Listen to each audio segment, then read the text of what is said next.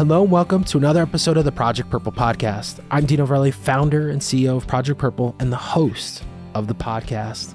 We have another interview for you coming up with a very special guest after a few quick updates. We are already halfway through 2023 as we record this. This is so crazy that we're already through 6 months of the year. It seems like yesterday was January. And we're already on pace for another record year, which is just amazing. And I just want to thank everyone so far this year who has supported, donated, or participated in a Project Purple event. You guys have made the difference for us this year to help so many people battling pancreatic cancer. Many of our fall marathon teams are full, which is just nuts. We're here in June and we're sold out on so many of our teams, but we do still have a couple spots left on our Berlin marathon team, our Twin Cities marathon and 10-mile team, Detroit full half and 5K, wonderful event in Detroit in the fall, Chicago fall half marathon, and the newly added Sono half marathon and 5K here in Connecticut. We also have our virtual event, the Work Harder It's Not Chemo, coming up in August, as well as our own Horner Hustle 5K in Park Ridge in August as well. We're launching a new event this year, which I'm so excited for this. We're launching our Over the Edge Urban Rappel series starting in Hartford, Connecticut on September 16th. So if you live locally here in Connecticut or want to fly into it, you can rappel down 14 stories as we go over the edge for Project Purple and raising awareness for pancreatic cancer. To learn more about all these great events, visit our website at projectpurple.org and make sure to follow us on social media to stay up to date on all things Project Purple. Without further ado, let's meet our special guest today, coming to us all the way. I'm going to assume here that it's sunny in Los Angeles. It's not. It's not. It's cloudy. It's been the weirdest spring ever. I have not been in my swimming pool yet, which is really weird. Oh, no. Laps. I know. That's well, okay. I won't say sunny, but beautiful Los Angeles, California, Yes. pancreatic cancer survivor, 19-year survivor, Kitty Swink. Kitty, thank you for joining us here on the Project Purple podcast. Well, thank you for having me. Already I'm having fun. So I know we were talking before we hit record, we're getting to know each other a little bit. You said 19 years, and I've got to think about this really quick. I don't think we've had a 19-year survivor on our podcast. I think we've had some people in the 10s, 12. I think we had one guy, he's out of Massachusetts. I think he's like a 12-year survivor. But I think you take the prize of the longest term survivor on the project. Oh. My clowns from hell. That's okay. My husband will calm them down. That's okay. That's okay. We got dogs in the background. Yeah. Armin, my husband's publisher, is on his way over, so I think they're at the front door. I think that's what there you go. Okay. All right. So I hold the prize. I have somebody to meet. That's longer. Yeah, Roberta Luna. She's, I think, at 20 years. She's not operable, and she's still alive. And she's thriving. She's amazing. Roberta lives in Orange County, I believe. Yes, correct? That's right. Yes. I've been out to the West Coast often. We used to do the Orange County half marathon and marathon years ago before the pandemic. We would do that race. We also did Long Beach. We did the LA 5K one year, but I ran into the Lunas, I think, when we used to go out to the OC marathon. Her name came up, and I'm trying to think. They've done some stuff with Hirschberg. I know they've done some stuff with PanCan. I know you've been involved with PanCan, which is great. All these great groups. We love all the groups. I always say, the more groups we have in this space, the more we'll get done. That's right.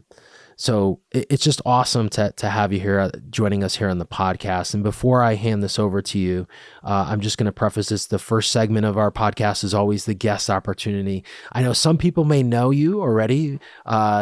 I don't know, maybe they may recognize the name. I know, full disclosure here, you have been in Hollywood. I know your husband's an actor, writer. You've been acting and writing. you've done a lot of stuff through the years. I know we were playing catch up again before we hit record about careers and where you traveled and what you've done. So some people may know the name, but the first part of our podcast is always the guest opportunity to kind of share their journey with pancreatic cancer, a little bit about themselves. And as I said before we hit record, you can stay as high level as you want, or you can get into the weeds. I will be taking notes. And with that, the microphone is yours to share your journey with pancreatic cancer with our audience.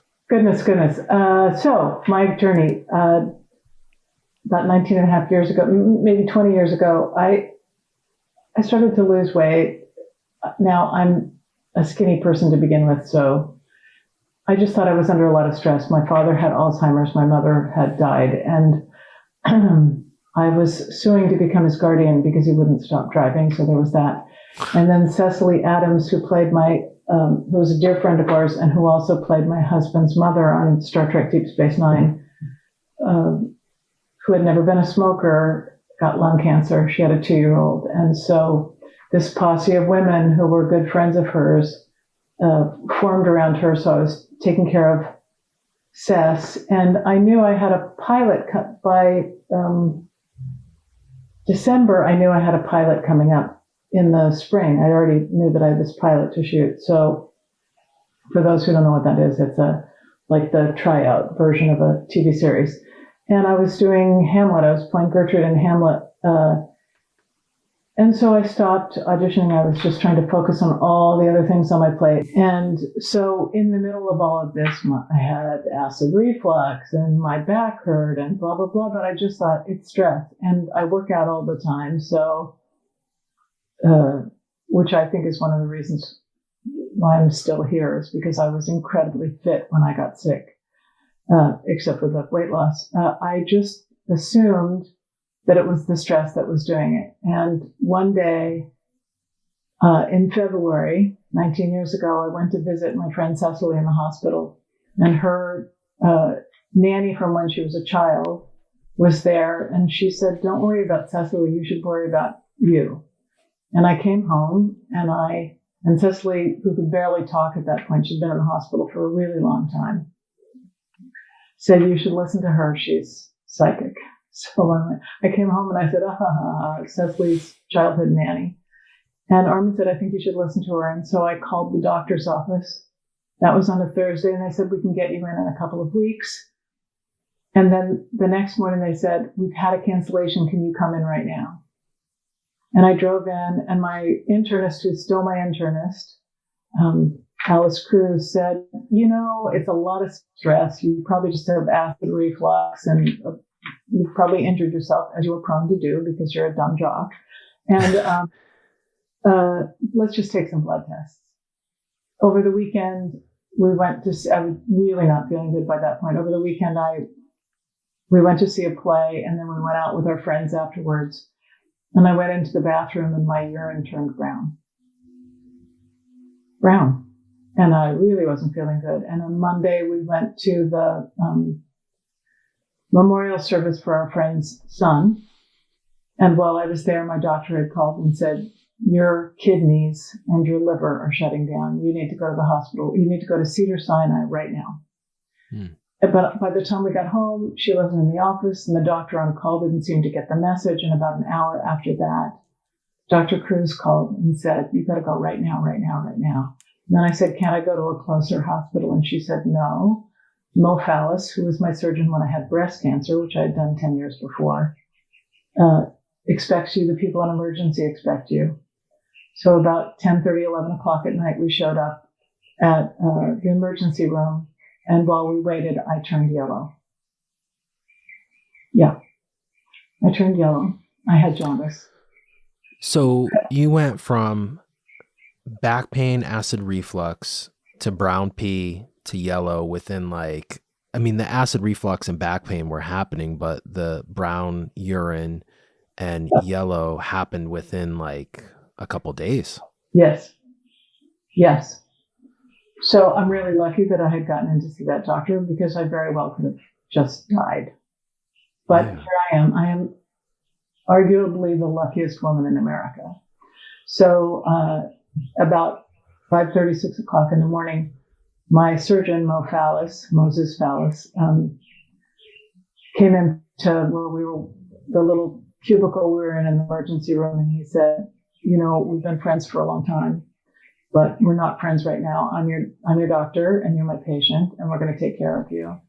And they admitted me about half an hour later, and a week and a half, not quite 2 weeks later, I had a Whipple. And 17 days after the day I showed up in the emergency room, I came home.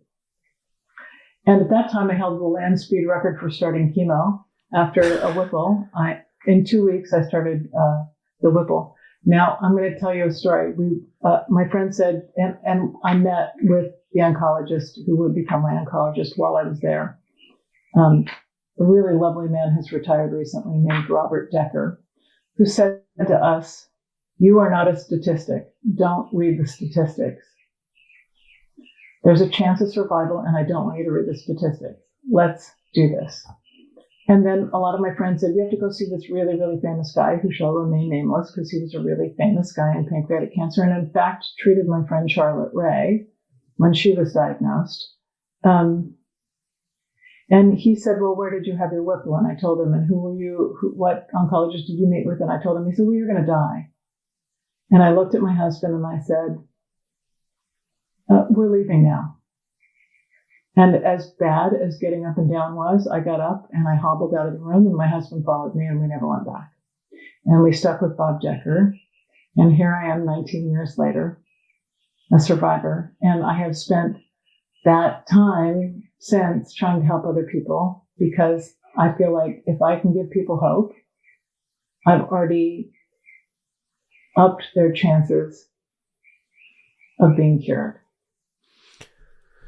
That's so crazy. So he told you, I don't, we're going to spend a minute here on this guy. I mean, I'm not going to ask you to name this guy, but the brazenness, I would say something else, but I don't want to offend people here. Lucky, I think, would be a good expression. Yeah. Like, so he said, he just says straight out, like, you're going to die. Yeah. He said, "Well, yeah. Well, you didn't have one of our guys do this, and you didn't have one of our guys do that." And what a jerk. Well, yeah, and I wanted somebody who was on my team. I didn't want somebody to have me be on his team. Okay, Kitty, but like, come on, like, like, I'm gonna go down this hole.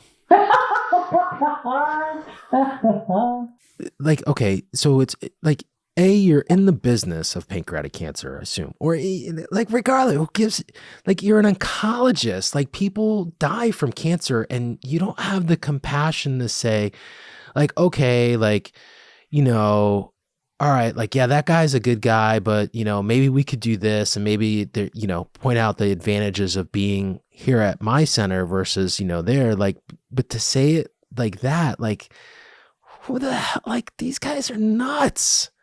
Well, that's why I got up and said, I'll see you. I'm done. You should have, like, punched him in the midsection. I'm being joking there, but, like, come on, man. Like, this is crazy. Like, okay, so I get it. It was 20 years ago, right? But, like, I guarantee there's still doctors across, if you're listening to the podcast, or if people go through these experiences, please reach out to me, because I'd love to hear about it.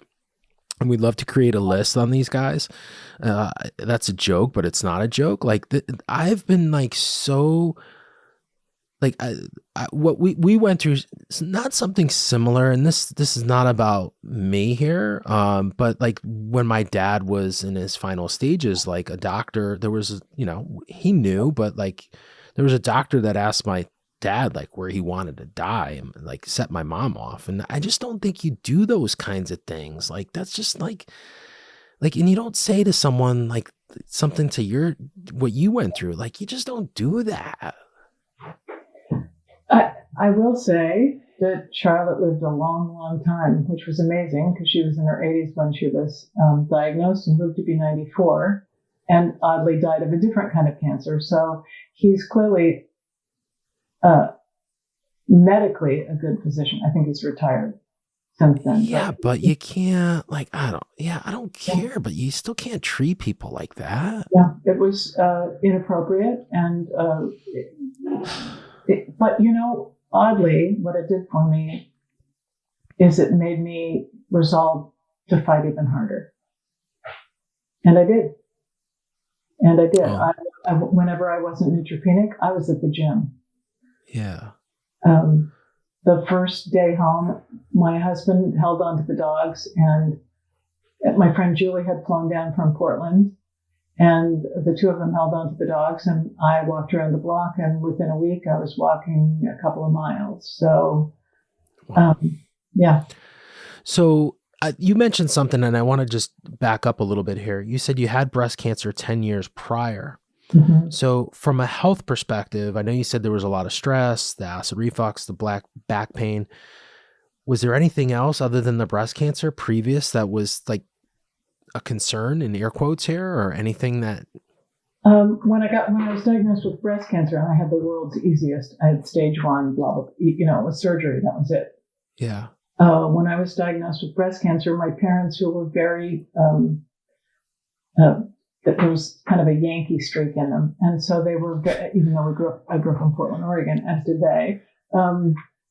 I didn't know that my grandmother had breast cancer and had a double mastectomy, but all of a sudden it fell into place that when she would raise her arms over her head, her boobs would go like that. Well, because she had prosthetics. Yeah. So I didn't know that had happened. I was a kid who got sick a lot because I was very premature, but I was a jock all my life. I was fit. I took care of myself. I ate right. So it was a surprise. And once I got past like the 5-year mark on breast cancer, I thought, okay, I've done this cancer thing. Yeah, you're good. It was a surprise. It was a huge surprise, but it was what it was. It just was what it was. So now that I'm going to fast forward here, but stay in the same line. Now that we know genetics does play a piece into all this, I'm sure our listeners at home that have followed the podcast along, I know I bring this question up. So breast cancer is linked to pancreatic cancer with certain genes. Have you done genetic testing? So weirdly, I had never done it because when I was diagnosed, people didn't. It wasn't. Yeah, you didn't do it. And then I was going to do it when the pandemic started and it became more difficult and it sort of didn't go. And I keep thinking I should do it. I have had several nieces who've done it. One of my brother's ex-wives, one of my brothers had a wife who came from a family with a lot of cancer, breast cancer, ovarian cancer, also related. So they have had tests because it comes at them from both sides. And correct. Well, there's a little cancer in my family. And my mother said when I got breast cancer, people in our family get cancer, but they don't die from it, which was that was a mantra we said all the time. But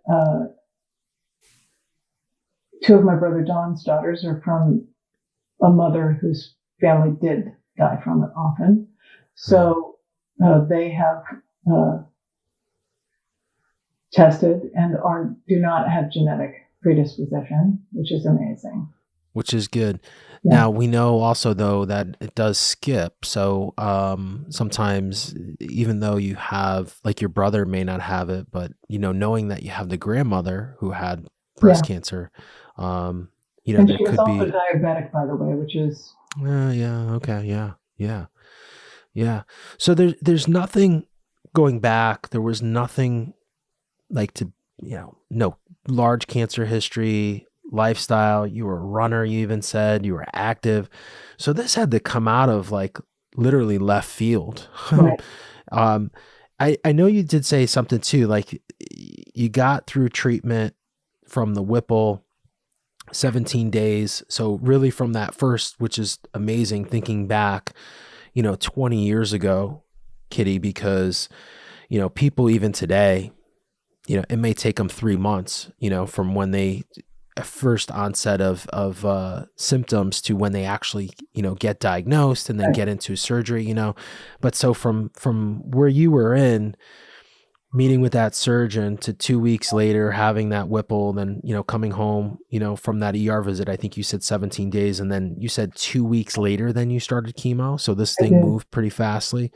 I did. So do you ever look back on that? Again, I just, it's kind of crazy because you think of like 20 years. All right. So we're talking 20 years. I was like 2003. I mean, like, it wasn't like it was 1980. So it was like spring of 2004. Yeah. Yeah. So 2004. So we're not talking about 1980, but still, like, I guess we think 20 years, like, it's crazy because this space in the last 10 years has moved so fast. Right.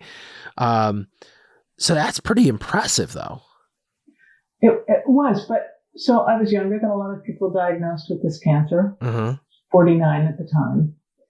And until I started really feeling bad, because I kind of muscled through not feeling particularly good. So I had done a job where I had to be in a swimsuit, in a bikini top and board shorts. And so I had done like 700 sit-ups a day for months before I started Hamlet. It's like crazy. So when they did the Whipple, in those days they did this cut that looks like an upside down happy face. Yeah. Really not pleasant. And I have since, one of my wonderful side effects is last year I had to have a hernia surgery because my intestines kept popping out at most inappropriate moments. So, you'd be wearing a tight t-shirt and all of a sudden, bloop. So, when they pulled back the sheet to do the first incision, Mo said, well, I know exactly where to cut because I can see exactly where her abdomen muscles are. And, which he told Armin when he came out to talk to him after the surgery. And, I think because I was so tough, in a way that I'm probably not anymore, I was so physically, in the fight, it helped me get there faster than most people could. It's unusual. And one of the women who was part of my posse had a Whipple 2 weeks ago, and she's doing great and was out walking her dog. So there you go. Yeah, it's crazy because we just, I was recording with someone earlier and they said, like similar, she had a Whipple back in like 2015, I think. And then now she just was talking to someone, like she remembers like 4 days and like recovery. She's like, this person, like a day later, they had her walking around the halls in the hospital wing, right, to get her going. And then like within 3 days she was home. And I think that's the one thing, if you are able to have the Whipple, I do know from talking to a lot of clinicians, like we've gotten really, really good at this surgery, right? Over the years. I mean, unfortunately, it's still the same surgery that was done 50 years ago. Yeah. But I know from talking to a lot of surgeons, and we just had a great one on, Dr. Chabot, who runs the Pancreas Center in Columbia. He talked about, just it's gotten better and better over the years, like the complications that they used to have are not the same complications that they have now, right? And so they're able to really get patients up off their feet right away. And what that means is, getting into treatment a lot quicker, which they know statistically and just from the data that does help. So you go through this chemo post, and then you get that first bill of, hey, you're good, go on with your life, come back every couple months for scans. What does life look like then now for you at that time? I kept thinking, oh, I feel good now, or, oh, I'm back in the game, or whatever it was. And then a couple months later I go, oh, now I feel good. And that went on for 2 or 3 years. And I still have some weird, intestinal, oh joy, oh rapture, eat the wrong thing, pay for it sort of problems, but who cares? And so I immediately, like the 2 weeks after I did chemo, then 6 weeks of radiation, had a break and did more chemo. And 2 weeks after that, I started rehearsing a play, which was interesting because I had a big winging case of chemo brain, and I have to say everybody was quite patient because it was not my my finest moment until after we opened up, and it was like, okay, I'm on my feet now. But I just tried to make life as, always through the whole thing, I tried to make life as normal as possible. And I also, through the whole thing, tried to find the joy in life, which if I had any advice for people, I'd say, look for the joy. Anything you can do, even if you're really feeling terrible, find those ways to give yourself the pleasure. Like a friend of ours brought over a bunch in the days when people brought you not even DVDs, VCR tapes. VCR tapes. They would bring all these wonderful old funny movies over,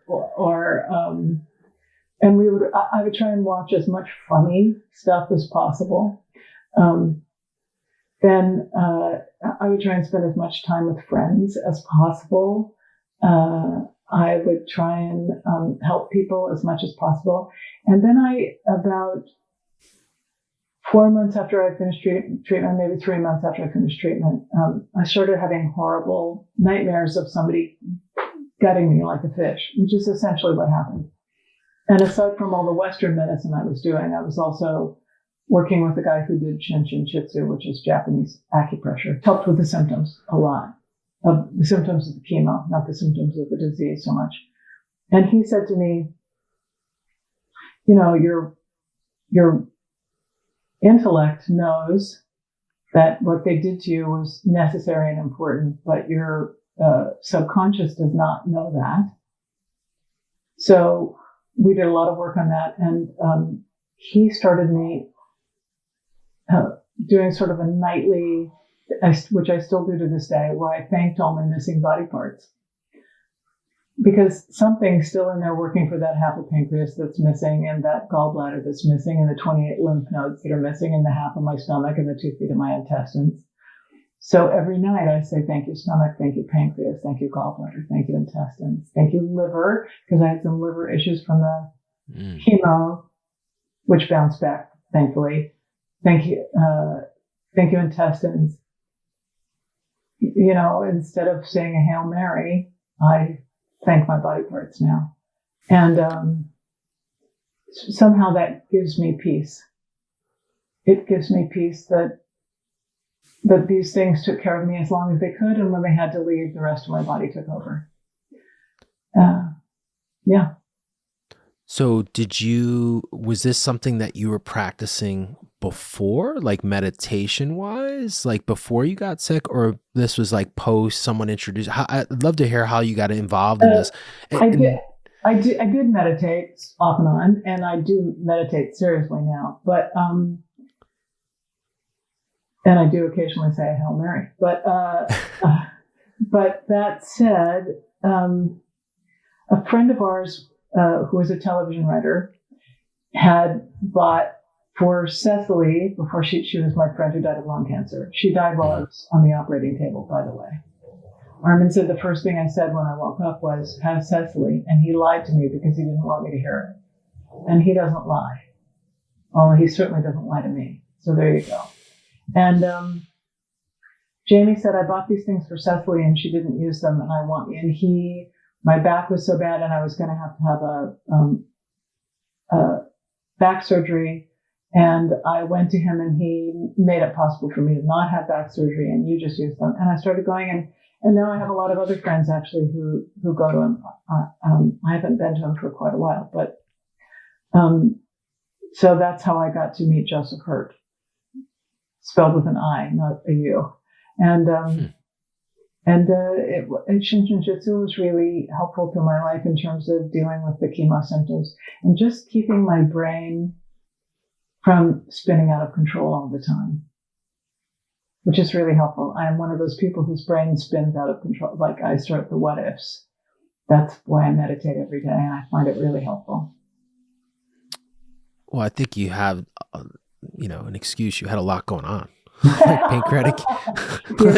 Yes, I do. Yeah.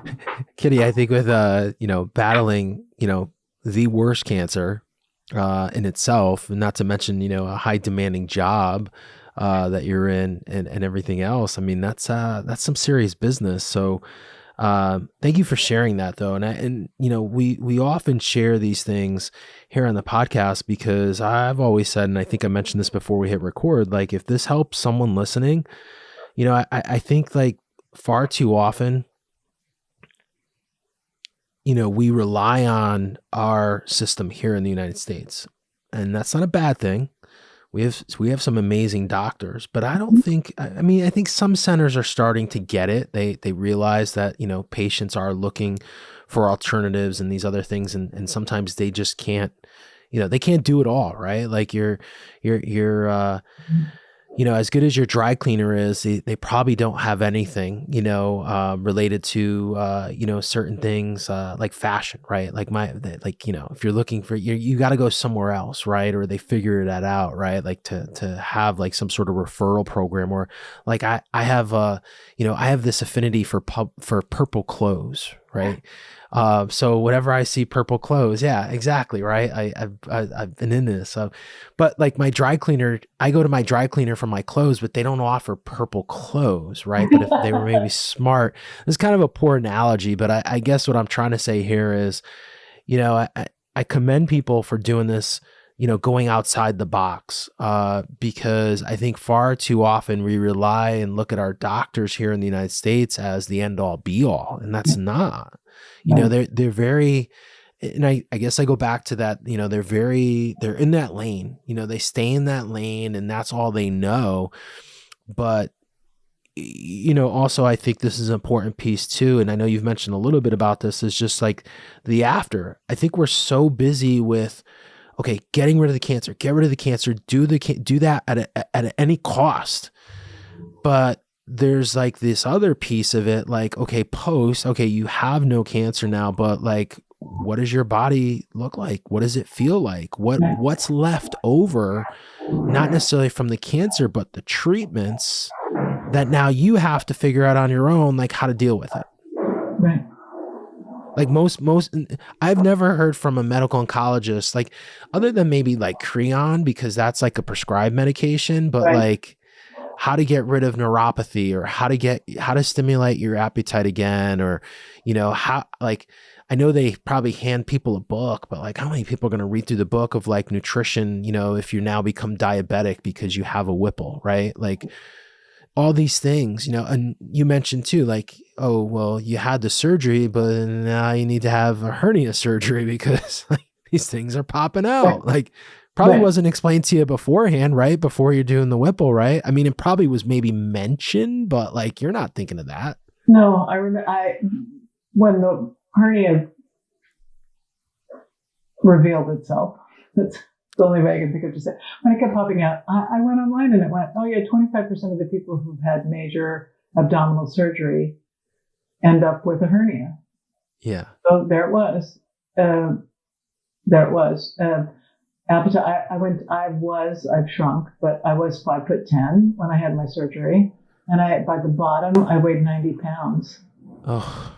And so like when I went into the hospital, I probably weighed 120, which is maybe 118, which was, I usually hang out around 125, 126. So that was still low, but 90, I literally wore little boys' t-shirts and shorts, hot here in the summer.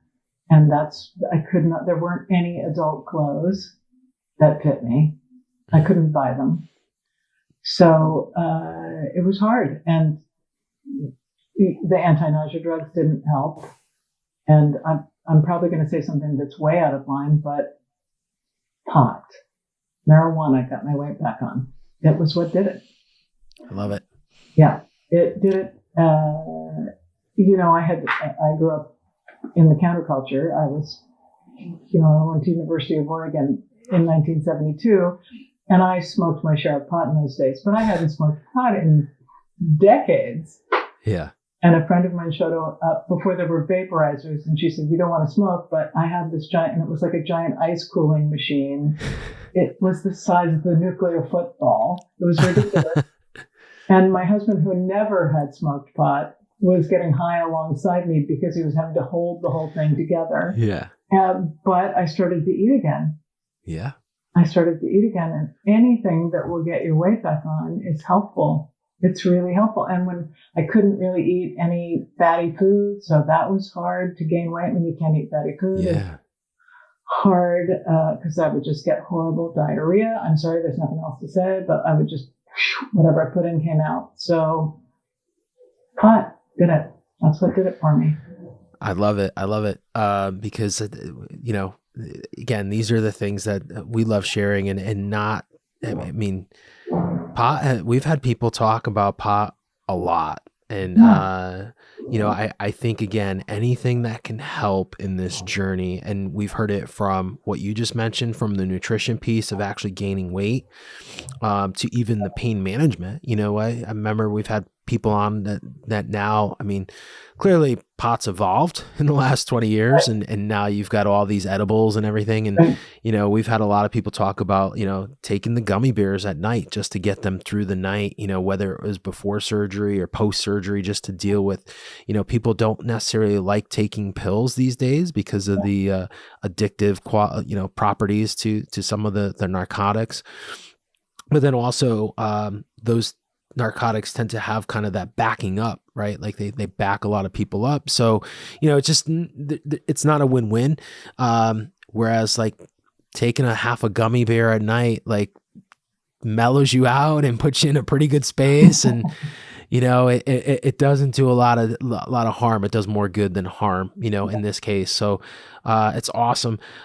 Something that just popped up as you were saying, you know, sharing, and thank you. And I know this is not easy to talk about when you're at your lowest of lows. You mentioned something about looking for joy. Was there a strategy, or, you know, not that I want you to go back to that dark time where I can't imagine, you know, if you had to go out and, you know, buy boys' clothes to fit in, that had to be a pretty low time in your life and in this journey. What was the joy that you would look at something like that and think about that situation? I can't tell you how cheap little boys' t-shirts are. It's ridiculous. I had all these great sort of weird like superhero t-shirts, and I would buy the goof. I'd go to Target or some, you know, someplace where, because women's clothes are expensive. It's crazy. Oh yeah. So I would go buy this stuff that was silly that would make me laugh, and it was fun. And my friends and my family were amazing.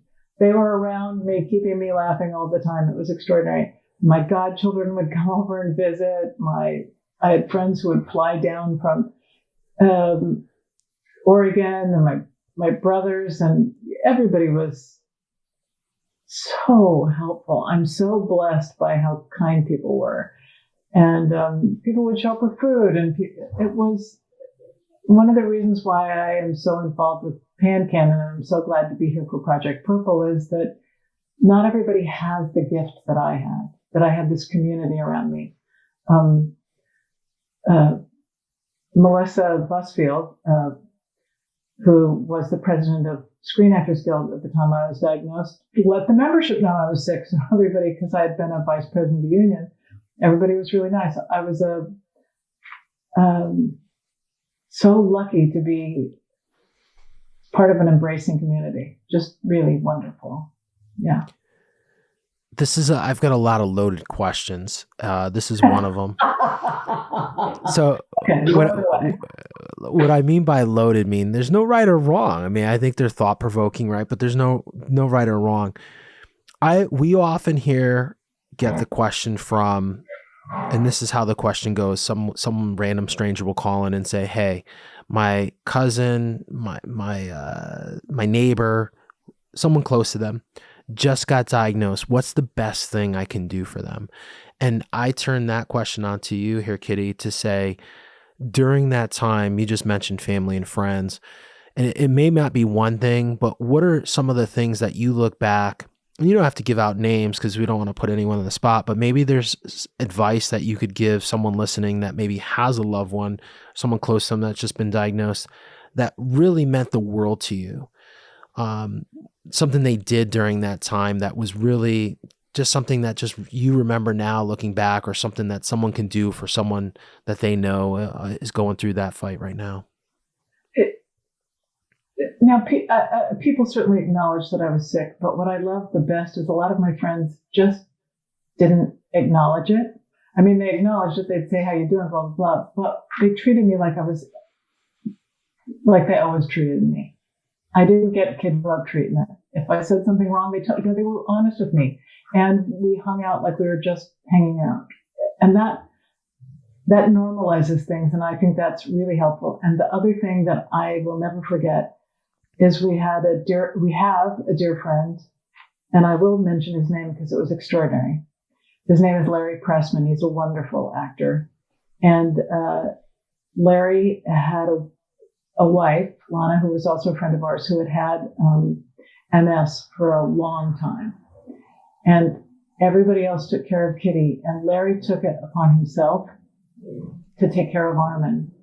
And the fact that I knew that somebody was taking care of him meant everything to me, because all I had to do was put one foot in front of the other. I just had to keep going through treatment and trying to get better and keeping myself in the game. But Armin had to do everything else. And so Larry picking him up and saying, let's go have lunch. Larry picking up the phone and calling Armin and saying, how you doing? That was an extraordinary amount of help. And often when we have known people who've gotten cancer since then, Armin will call the spouse and say, what can I do? Because he got such a good example from Larry. And I love that. I can't tell you how much I love that. So powerful, because, and we spend a lot of time on the patient, right? Which is important, but no one ever battles alone, right? And that second person, that spouse, that caregiver is so critical to the patient's success. Yes. You were a big caregiver for your father. Yeah. I think what you just said, we've never had anyone answer that question. I've asked many people that, and I that's a home run, Kitty, because, often we talk about, we always focus on the patient, and oftentimes we forget about those caregivers, because, and I have said this, and I remember someone told me this, you can't care for someone chronically ill if you yourself are chronically ill. And no one should fight alone. No one has to fight it alone, but you need a strong person in your corner, or strong people in your corner to help you get through this journey. Yeah.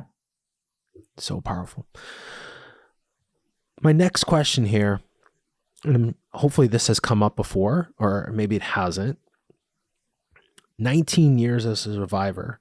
So I've got to imagine in the beginning, I know we've talked a little bit about it. You were doing some of the acupuncture, the Chinese medicine, to kind of get through those chemo side effects, those effects that were prolonged there as you ended your treatment. But there's this thing in this space called scanxiety, right? Like every couple months. So I imagine, again, as I mentioned to start the show, we've never had someone on the podcast that's been a 19-year survivor. That anxiety, well, let me ask this question. Did the anxiety change? Has it changed? How has it changed over the years? Let me back up. Is there such a thing as scan anxiety? Absolutely. Every blood test, every scan, everything. When anything seriously goes wrong with my health, I have a brief jump to the dark side. And that's okay. Jumping to the dark side's okay. It's how you deal with the dark side and come back that's important. I don't, although just say the pandemic triggered me pretty significantly.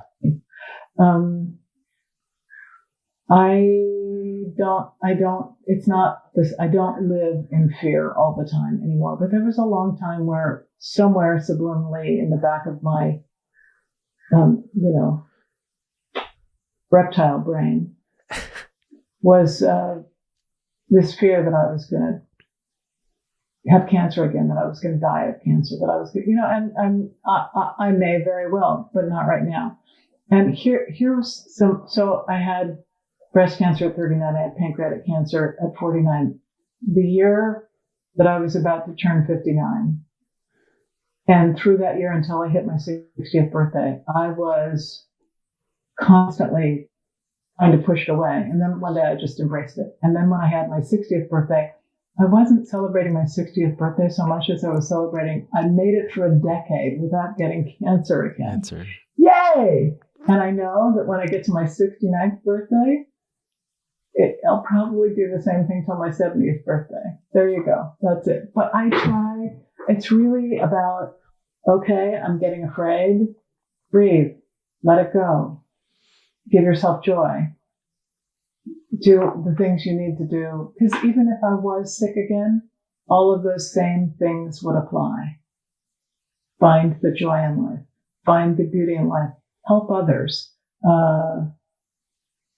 Try and be generous in your soul. And we all have trouble with those things at times, but those are sort of my goals. It's why I spend so much time dealing with pancreatic cancer, is because I'm trying to help others find a path that will make them happy, will give them joy, will let them have hope. Not just for the patients, but for the family members as well. So you mentioned something just a minute ago about going to that dark place and then hearing yourself speak right now. And I'm not trying to put words in your mouth. So it's okay to go to the dark place. Yeah. But though you're able to look at the joy and come back to this part where it's okay. Like things are going to be okay. It's going to work out. Yeah.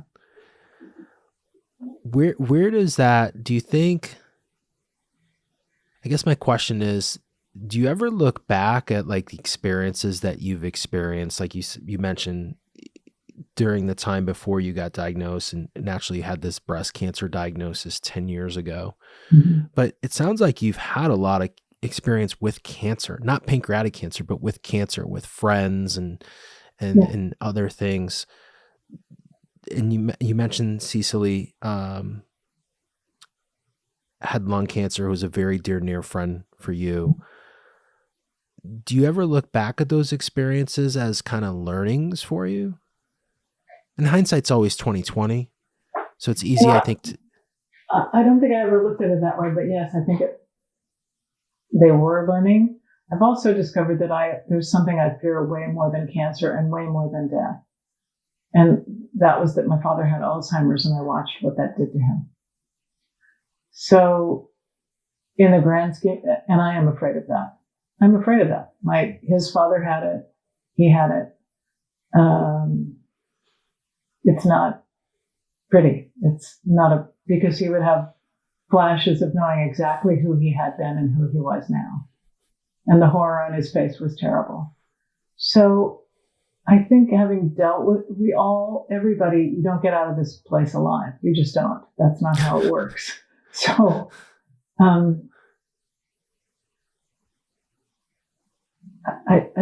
I suppose, as bad as I am about being philosophical about most things in life, you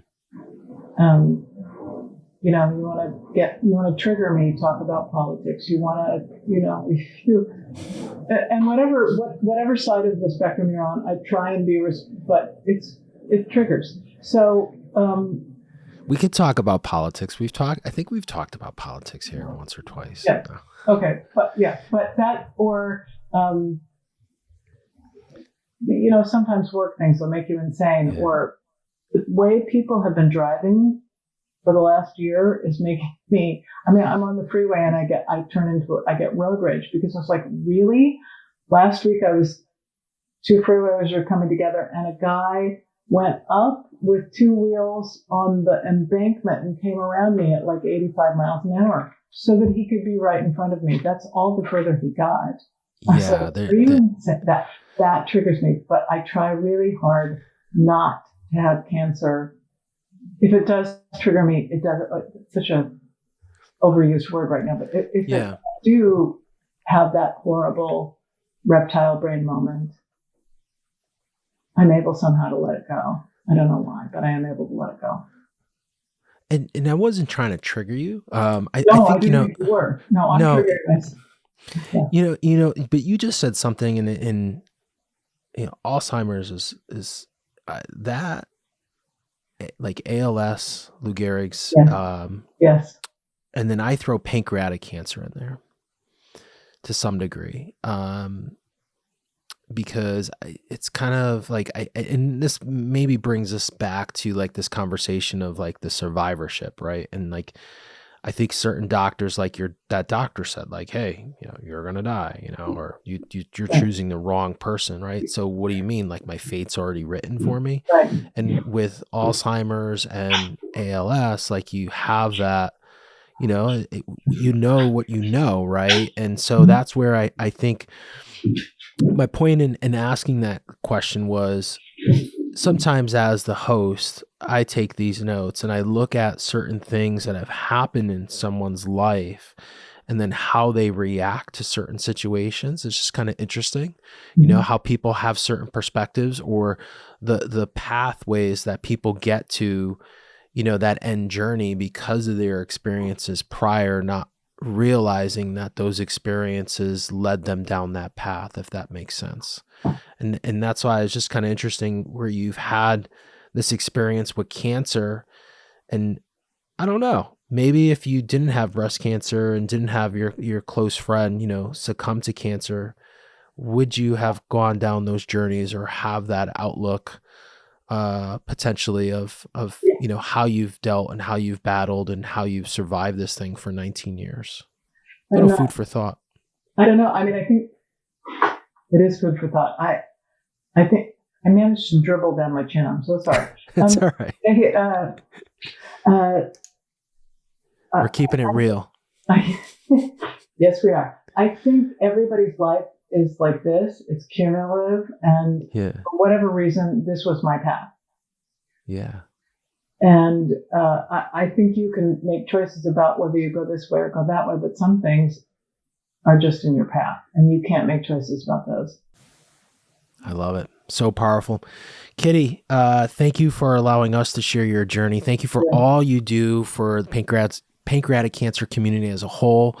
It's awesome.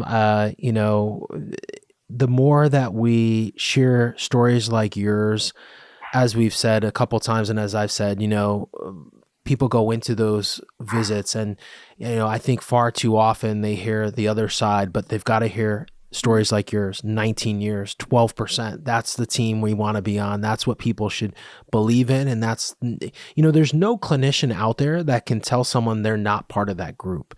And there's no group of body of people that can say the same thing, right? Like everyone can be in that 12%.